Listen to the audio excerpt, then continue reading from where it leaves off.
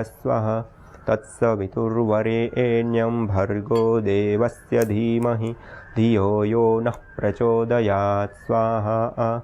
ॐ भूर्भुवस्वः तत्सवितुर्वरेण्यं भर्गो देवस्य धीमहि धियो यो नः प्रचोदयात् स्वाहा।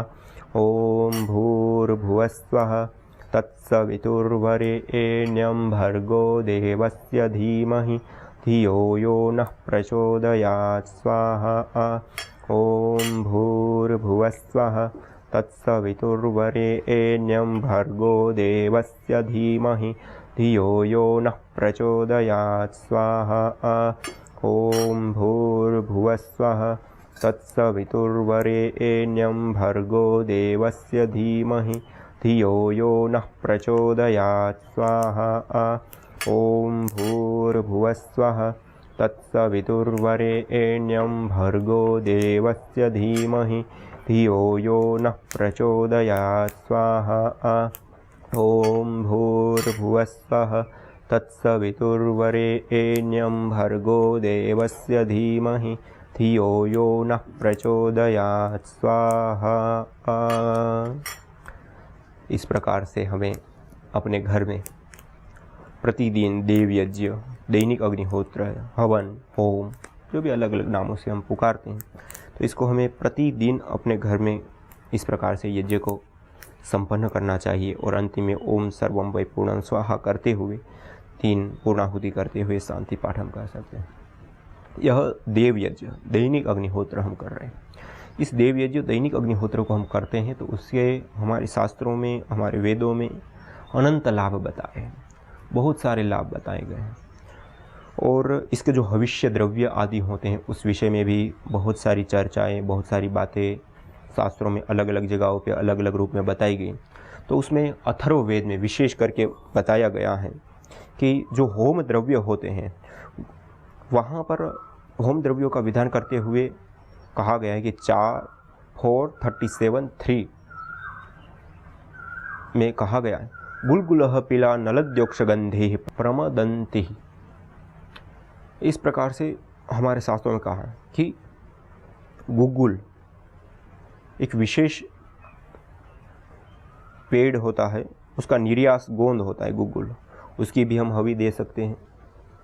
गुगुल है, पिपली है, जटामासी है और बाला कहते हैं औक्षगंधी, जिसको दूसरा नाम है बाला, प्रमदंती जिसको घातकी कहते हैं। इस प्रकार के 5 होम द्रव्याणि करके वहाँ पे बताया गया है। उसमें भी एक और विशेष रूप से बताया गया है अज श्रृंगयः रक्षः सर्वान् गंधेन नाशय, अर्थात जो अज श्रृंगी होती हैं वह उसकी जो गंध है उसकी गंध से सभी प्रकार के जो उत्पात होते हैं या जो बैक्टीरिया, वायरस, फंगस आदि होते हैं उसका नाश होता है। सामान्य रूप से जो हवन के द्रव्य हम आपको बता रहे हैं, गुगुल, पिला, नलद्योक्षगंधी, प्रमदंती, जो ये 5 हवीर द्रव्य बताएं कि गुगुल है, पिपली है, जटामासी है, औक्षगंधी है, घातकी है, प्रमदंती है। घातकी, प्रमदंती एक ही पर्यायवाची नाम है, एक ही औषधि के, तो इसका हम प्रयोग कर सकते हैं। दूसरा, दुर्वा सर्व व्याधि विनाशाय होमयेत, दुर्वा व्याधि विनाशाय होमयेत। सभी प्रकार की व्याधियों से मुक्ति पाने के लिए हम दुर्वा घास, जो दूब घास होती है, उसका हम प्रयोग करें। घृत गुलगुलो होमे च सर्वोत्पातादि मर्दनम, घृत और यह गुगुल, घृत गुलगुलो होमे च, यह गुगुल और घृत, इन दोनों की आहुति देने पर सभी प्रकार के जो उत्पाद है, अर्थात ये जो पंच तत्व है उसमें कोई असंतुलन है तो उसको संतुलित करने में विशेष रूप से लाभकारी उपयोगी होता है। तो इस प्रकार से हमारे शास्त्रों में अलग अलग जगहों पे अलग अलग रूप में जो अग्निहोत्र की महिमा बताई। तो हमें एक तो दैनिक अग्निहोत्र करने के लिए जो कहा है उसके 1-2 पहलू नहीं अपितु सैकड़ों पहलू हैं, और उसके एक एक पहलू को लेकर के हमने पहले भी कुछ चर्चा की थी और आगे हम और विशेष रूप से करेंगे कि जिससे हमारी इस यज्ञ की जो वैज्ञानिकता है, उपयोगिता है और यज्ञ के साथ जोड़ने की, या ये अग्निहोत्र जीवन शैली, यज्ञ जीवन शैली, यज्ञीय जीवन जीने से हमें क्या लाभ प्राप्त हो सकते हैं और हम अपने जीवन को और इस जगत को कैसे सुंदर बना सकते हैं, उस विषय में हम आपके साथ कुछ चर्चा किए थे और आज भी कुछ चर्चा करेंगे। तो मैंने कहा, न तम यक्ष्मा अरुंधते नैनम सप्तो अश्नुते यम भेषजस्य गुलगुलो सुरभिर्गंधो अश्नुते। जो व्यक्ति गुलगुल विशेष की ध्वनि करता है उसको किसी भी प्रकार का कोई रोग दुखी नहीं कर सकता है, उसको प्रताड़ित नहीं कर सकता, उसके जीवन में, उसके शरीर में रोग नहीं आएंगे, दुख नहीं आएंगे, कष्ट नहीं आएंगे, बाधाएं नहीं आएंगी। और घृत गुलगुल होमे च सर्वोत्पातादि मर्दनम, घृत और गुलगुल का होम करने पर सभी उत्पादों का समन होता है, अर्थात सभी प्रकार के उत्पाद निरस्त हो जाते हैं, शांत हो जाते हैं। अर्थात पहले मंत्र के माध्यम से कहते हैं न तम यक्ष्मा अरुंधते नैनम सप्तो अश्नुते करते हुए कह दिया कि जिस व्यक्ति को गुलगुल विशेष की ध्वनि प्राप्त होती है उसको कोई रोग प्रताड़ना, मतलब व्यक्तिगत जीवन का सारा बता दिया। और दूसरे मंत्र के माध्यम से बता दिया घृत गुलगुल होमे च सर्वोत्पातादि मन, अर्थात प्रकृति में 5 तत्व जो है अग्नि वायु जल पृथ्वी आदि, इन 5 तत्वों में भी किसी भी प्रकार का कोई असंतुलन है तो वो भी हवन के माध्यम से ठीक, अर्थात पिंड से लेकर के ब्रह्मांड तक में संतुलन कायम होता है। इसलिए साथ हमारे शास्त्रों में अयम यज्ञो भुवनस्य नाभि, अयम यज्ञो विश्वस्य भुवनस्य नाभि, ऐसे अलग अलग वेदों में, ये जो मैं आपको वाक्य बता रहा हूँ या जो सुक्ति बता रहा हूँ वह सुक्ति चारों वेदों में हमें प्राप्त होती है। कहीं अयम यज्ञो विश्वस्य भुवनस्य नाभि और कहीं पर है अयम यज्ञो भुवनस्य नाभि। इस प्रकार से इसका महिमा गाई गई है हमारे शास्त्रों में विशेष रूप से कि जो यह यज्ञ है, हवन है, अग्निहोत्र है, वह यज्ञ, वह हवन, वह अग्निहोत्र विशेष रूप से हमें लाभ प्रदान करने वाला होता है। पिंड और ब्रह्मांड दोनों में संतुलन कायम हो। जैसे माता के गर्भ में बालक होता है तो उनका सारा पोषण नाभि के माध्यम से होता है और उसका वर्धन होता है। इसी प्रकार से इस संपूर्ण चराचर ब्रह्मांड को और इस पिंड को, दोनों को संतुलित करना है तो उन दोनों की नाभि के रूप में बताया यज्ञ। अयम यज्ञ विश्व, सारे भूमंडल, सारे ब्रह्मांड की नाभि है यह यज्ञ। इस यज्ञ में दी हुई आहुति संपूर्ण भूमंडल, संपूर्ण ब्रह्मांड को संतुलित करती है। उसमें कोई भी उत्पात आए हैं तो उस उत्पातों को दूर करती है और उसको पुष्ट करने का कार्य करती है। इसलिए यह हवन को, यज्ञ को हमारे वैदिक संस्कृति में या हमारी भारतीय संस्कृति में या ऋषि परंपरा में विशेष महत्व दिया गया। यदि हम प्रतीक के रूप में देखें तो पूरी भारतीय संस्कृति की जो विरासत है, उस विरासत का कोई मूल प्रतीक हम देखें तो प्रतीक हमारे ध्यान में आएगा तो वह यज्ञ है।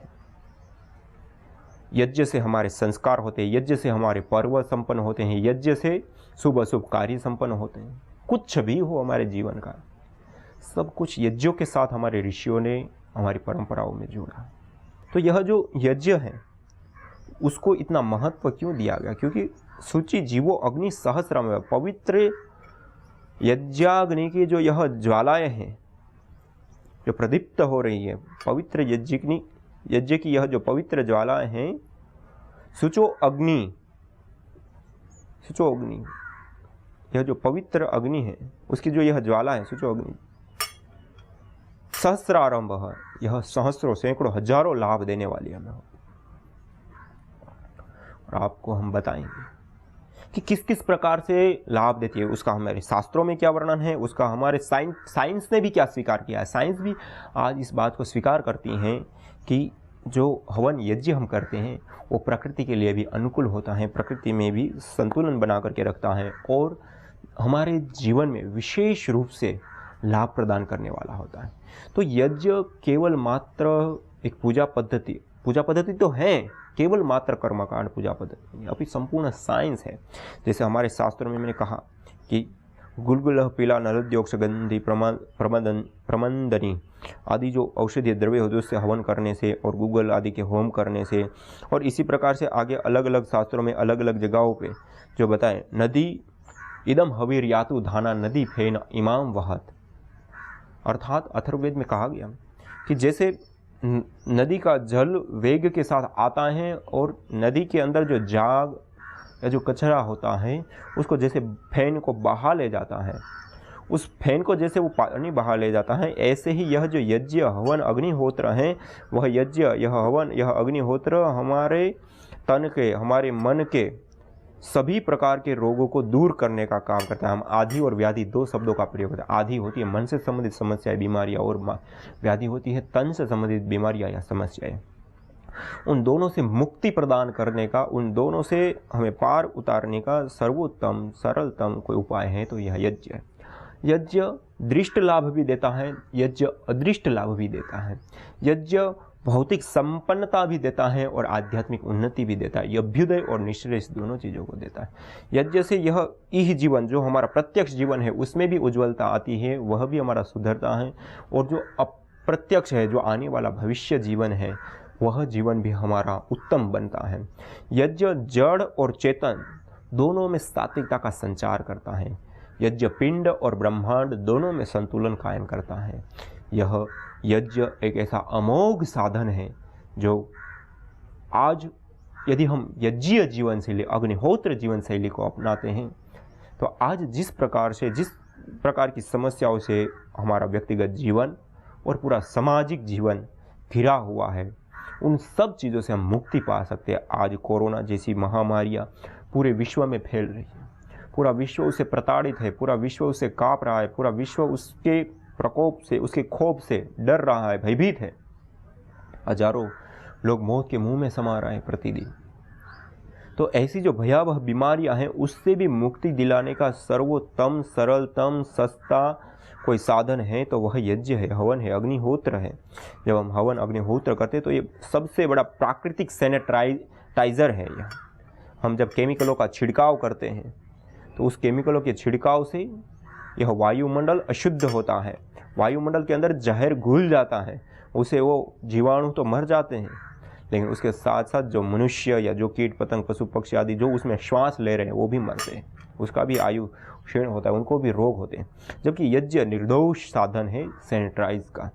और कई सारी रिसर्चों ने भी यह प्रूव किया। मैं आज आपके सामने जैसे वेद मंत्रों के माध्यम से मैंने कुछ बातें आपके सामने रखी, ये रोगों को भी दूर करता है। इसी प्रकार से चारों ओर के वायुमंडल में जो हमारे शास्त्रों में बताया कि वायुमंडल को शुद्ध पवित्र करता है। और स्तेशस्ते धूम ऋणवती देवी सत्सुक आतत, अर्थात अग्नि से उत्पन्न धूम आकाश में व्याप्त होता हुआ चारों ओर फैलता हुआ शुद्धिकरण करता है, चारों ओर शुद्धिकरण का हेतु बनता है। यज्ञस्य दोहो वितयः पुरत्रा सो अष्टधा दिव मन्वाततान स यज्ञधुक्ष महिमे प्रजायां रायस्तोषम विश्वमायुरसी, अर्थात यज्ञ का जो फल औषधीय जो धूम्र है वह वायुमंडल में मिलकर के चारों ओर फैलता है। और जो उत्पातकारी जो जीवाणु, बैक्टीरिया, वायरस, फंगस या जो भी उत्पादक है उन सबको दूर करने का कार्य जो ऋग्वेद में और अथर्ववेद में बताया, उन्हीं चीज़ों को मैं आपके सामने रखना चाहूँगा कि आज वर्तमान साइंस भी इस बात को मानती है। और आप इंटरनेट के ऊपर सर्च करेंगे तो कई सारे ऐसे रिसर्च पेपर आपको मिलेंगे जिन रिसर्च पेपरों में ये साइंटिफिक रूप से प्रूव कर चुके हैं कि जो हम हवन करते हैं, अग्निहोत्र करते हैं, यज्ञ करते हैं और इस यज्ञ का जो धूम्र निकलता है वह धूम्र सामान्य धूम्र नहीं होता है, अपितु अति विशिष्ट धूम्र होता है। इसके अंदर जो औषधीय तत्व होते हैं, ऑर्गेनिक वॉलेटाइल्स होते हैं या बाष्पीभूत जो तेल होते हैं, वो कई सारे इसमें अच्छे अच्छे पदार्थ होते हैं। वो सारे पदार्थों से युक्त वह धूम्र वायुमंडल को का शोधन करता है। बैक्टीरिया, वायरस, फंगस आदि जो माइक्रोबायोलॉजिकल प्रदूषण होता है जिससे आज पूरा विश्व प्रताड़ित है, पूरा विश्व चिंतित है, भयभीत है। ऐसी बीमारी से हमें बचना है तो यज्ञ एक राम बाण और अमोघ साधन है। और इसके लिए मैं आपके सामने कुछ रिसर्च पेपर रखना चाहूँगा। यह एक रिसर्च पेपर है जो मैसूर में गवर्नमेंट आयुर्वेद मेडिकल कॉलेज के अंदर कार्य किया गया है। और इस रिसर्च पेपर में प्रियदर्शिनी जी और हर्ष आदि कुछ डॉक्टर लोगों ने मिल करके इस स्टडी को किया है और इसका नाम है comparative analysis of bacterial and fungal counts in Vastuhoma a traditional air purification process.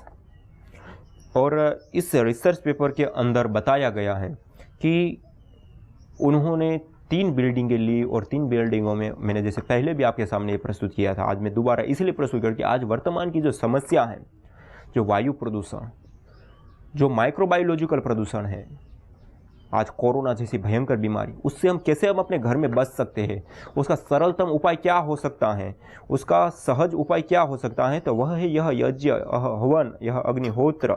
इसलिए मैं शास्त्रों में भी जो बातें बताई हैं वो भी आपको बता रहा हूँ, और उसके साथ साथ जो साइंस ने स्वीकार की हैं वो बातें भी मैं आपके सामने बार बार इसीलिए रख रहा हूँ कि आज वर्तमान में हम अपने घर में यज्ञ अपनाएं तो हमारी रक्षा हो सकती है। तो इन 3 बिल्डिंगों में उन्होंने यज्ञ किया और अलग अलग बैक्टीरिया और फंगस के सैंपल उन्होंने जो लिए, उन फंगस और सैंपलों में जो मात्राएँ कम हुई उसका प्रतिशत है कि पहली बिल्डिंग में 93.39% बैक्टीरिया कम हो गए, दूसरी बिल्डिंग में 86.2% बैक्टीरिया कम हो गए, और तीसरी बिल्डिंग में 72.6% बैक्टीरिया कम हो गए। कितनी बड़ी मात्रा है जो बैक्टीरिया एक बार मात्र के हवन से कम हो गए। और इसी प्रकार जो फंगस है वो 48.4% कम हो गए, दूसरी बिल्डिंग में 51.67% कम हो गए, और तीसरी बिल्डिंग में 69.38% कम हो गए। ये कोई सामान्य आंकड़ा नहीं है। और ये सामान्य यज्ञ जो हवन हम अग्निहोत्र यह कर रहे हैं उसके माध्यम से यह सिद्ध हो चुका है कि यह जो बैक्टीरिया है, फंगस हैं, वह दूर होते हैं। तो आज वर्तमान में जो हमारे पास समस्या है उस समस्या से बचने के लिए भी हम विशेष रूप से प्रयोग करें। और इसी प्रकार से लखनऊ में भी जो सरकारी लैब है उसमें जो यह कार्य हुआ है उस कार्य में भी यही बात सिद्ध की गई है। उन्होंने भी एक कमरा लिया और उस कमरे में इस अग्निहोत्र हवन को पहले तो खाली आम की लकड़ी जला करके उन्होंने देखा कि बैक्टीरिया कम होते नहीं होते, तो उसमें कोई सामान्य रूप से कम हुए लेकिन विशेष कोई फर्क नहीं पड़ा। उसके बाद उन्होंने यह जो विशेष जड़ी बूटियाँ हैं उस विशेष जड़ी बूटियों का धूम्र किया अर्थात यज्ञ किया, और उसके साथ साथ गाय का घी का उन्होंने प्रयोग किया, और उससे उत्पन्न जो धूम्र है उस धूम्र वाले कमरे में उन्होंने अलग अलग बैक्टीरिया आदि का जो सैंपल आदि जो भी उन्होंने परीक्षण के किए वो सारा डिटेल विस्तार से इसमें उन्होंने दिया है रिसर्च पेपर। आप भी इसको medical smoke reduce airborne bacteria इस रिसर्च पेपर को आप सर्च करेंगे तो आपको ये मिल जाएगा। और इसके ऊपर उन्होंने जो काम किया उसमें भी उन्होंने लेबोरेटरी के अंदर पहले आम की लकड़ी खाली जला करके देखी तो उसमें इतना नहीं हुआ, फिर जो सामग्री और जड़ी बूटियाँ डाली और घृत का प्रयोग किया और उसके धूम्र का उन्होंने देखा तो 24 घंटे तक वो सैंपल लेते रहे, और उसका जो परिणाम ये मिला कि उसको करने से 94% तक बैक्टीरिया ख़त्म हो गए। और 30 दिन तक उन्होंने उस कमरे का हर सप्ताह सैंपलिंग किया, और 30 दिन के बाद भी उस कमरे का सामान्य से भी कम बैक्टीरिया थे उस कमरे के अंदर। अर्थात एक बार का अग्निहोत्र 1 महीने तक हमें लाभ दे सकता है और 100% लाभ हमें तात्कालिक मिलता है।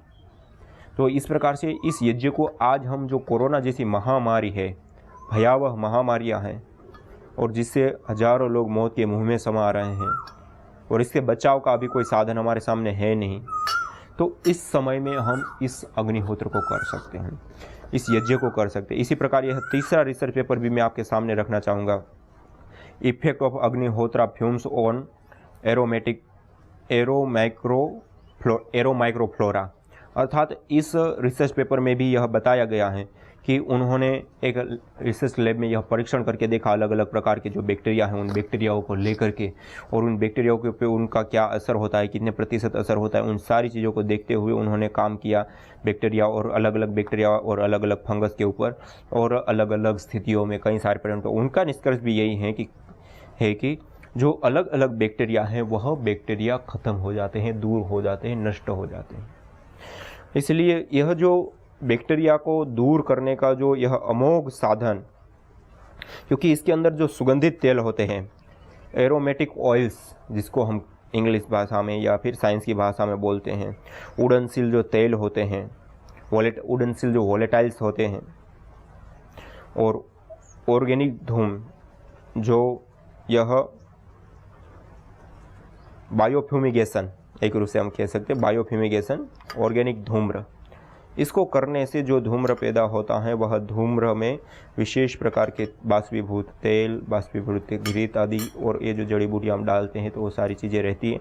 तो इसका प्रयोग करने पर हमें विशेष रूप से हमें लाभ प्राप्त होता है। और बैक्टीरिया और फंगस दो के ऊपर आज अलग अलग जगहों पे और 1, 2, 3 नहीं और बहुत सारे लोगों ने इसके ऊपर रिसर्च करके ये प्रूव किया है कि बैक्टीरिया और फंगस दूर होता है। अभी वायरस को लेकर के कोई रिसर्च नहीं हुई है, लेकिन वो भी करेंगे तो उसमें भी हमें लाभ मिलेगा, क्योंकि हमारे शास्त्र में जिस प्रकार का वर्णन है उस वर्णन को देखते हुए वहाँ पे जो इस प्रकार की बीमारियाँ, और आयुर्वेद में भी एक जनपद विध्वंसोध्याय करके एक अध्याय पूरा आता है और वहाँ पे भी इस प्रकार की बीमारियों का वर्णन है कि ऐसी बीमारियाँ फैलती हैं जो पूरे जनपद के जनपदों को उखाड़ देती हैं, पूरे जिले के जिले उखाड़ फेंकती है, अर्थात हजारों लाखों करोड़ों करोड़ों लोगों को एक साथ अपनी चपेट में ले लेती हैं। और कोरोना जैसी जो महामारी है वो उसी प्रकार की महामारी है, और वह जो महामारी होती है वो हजारों लाखों लोगों को मौत के घाट उतार देती हैं, जिसको जनपद विध्वंसो अध्याय में बताया गया।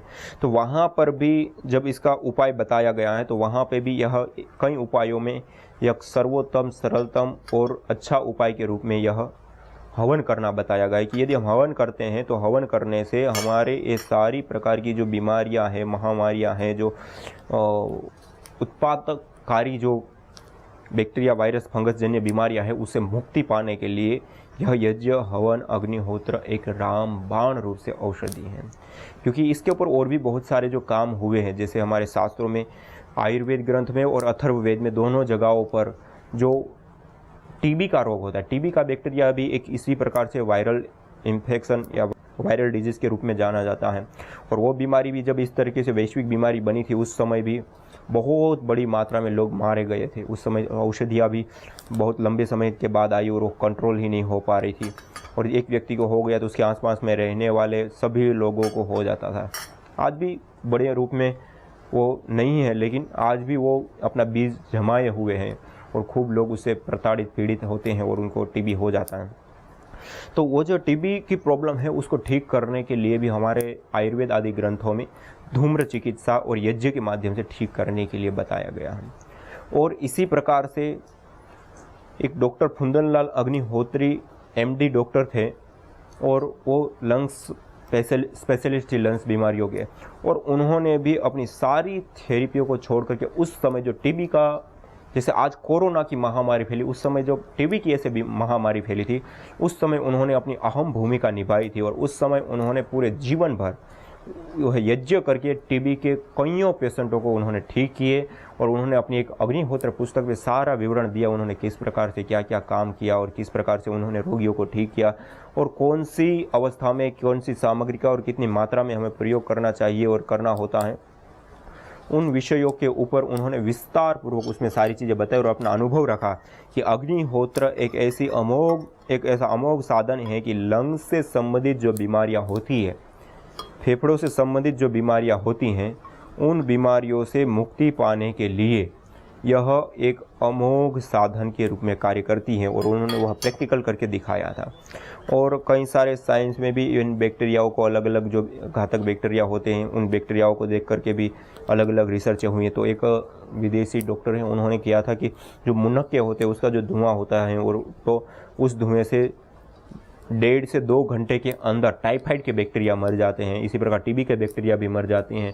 तो इस प्रकार से हम देखें तो हमारे शास्त्रों में अलग अलग जगहों पे अलग अलग रूपों में जो बातें बताई हैं, वही आधुनिक साइंस जब काम करता है तो वही चीज़ पाता है। और हमने प्रैक्टिकल करके भी देखा लोगों के ऊपर कि आज हमारे आयुर्वेद शास्त्रों में जो लंग्स से संबंधित दम घुटना है, दमा अस्थमा जिसको हम कहते हैं, या लंग्स से संबंधित और बीमारियां हैं, तो अस्थमा दमा का व्यक्ति धुआं को देख करके भागता है कि मेरे को प्रॉब्लम हो जाती है, वो हो जाता है। लेकिन हमने उन लोगों को इसमें बिठाया और गूगल विशेष की धुनी और विशेष जड़ी बूटियों का प्रयोग जो आयुर्वेद में बताया ऐसे कराया, तो उनकी अस्थमा दमा की प्रॉब्लम ठीक हो गई, उनको राहत मिली, उनकी वो प्रॉब्लम कैसे गायब होगी, उनको मतलब आश्चर्य लग रहा है कि धुआं से होती है और हमारा इस धुएँ से ठीक हो गई। अर्थात जैसे यह एक औषधीय धूम्र को श्वास के माध्यम से अंदर लेकर के ठीक करने की एक सर्वोत्तम सरलतम विधा है। तो इस विधा को हम अपनाएं और आज वर्तमान में जो कोरोना जैसी भयंकर महामारी है उस महामारी से बचने के लिए आज हम अपने घर में यज्ञ करें, हवन करें, गूगल आदि औषधीय द्रव्यों की धुनी करें। आज इतना ही। इसी के साथ ओम शांति शांति शांति।